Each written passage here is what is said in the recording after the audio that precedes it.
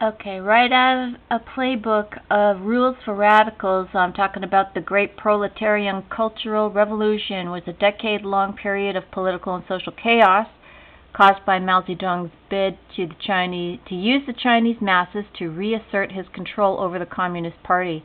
Its bewildering complexity and almost unfathomable brutality was such that to this day historians struggle to make sense of everything that occurred during that period.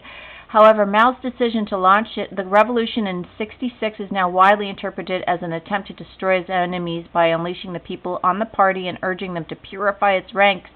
When the mass mobilization kicked off, party newspapers depicted it as an epochal struggle. That's what we're having now, an epochal struggle that would inject new life into the socialist cause, like the red sun rising in the east, the great unprecedented blah blah blah, proletarian, okay. These words are so stupid, but listen, it crippled the economy, ruined millions of lives, and the Cultural Revolution thrust China into 10 years of turmoil, bloodshed, hunger, and stagnation. Gangs of students and Red Guards attacked people wearing bourgeois clothes on the street. Imperialist signs were torn down, and intellectuals and party officials were murdered or driven to suicide.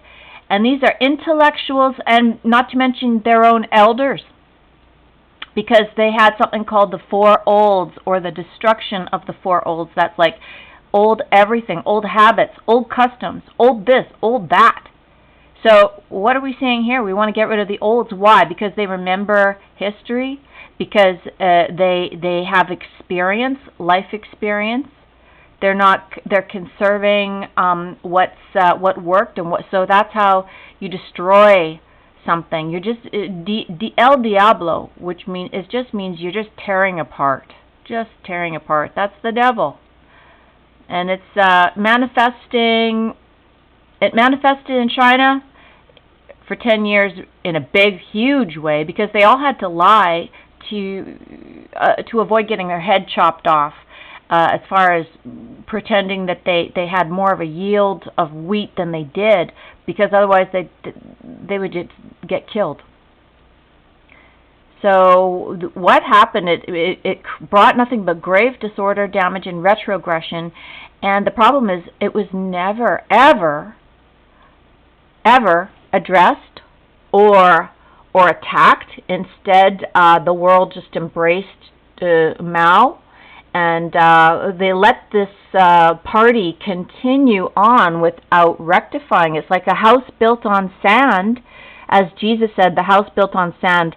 And then, now it's like the 10 toes of Daniel, the iron and the clay that isn't mixing together. And they're using the exact same thing ever since our revolution, starting when Bush said New World Order, 1991, and Bill Cooper said the same thing.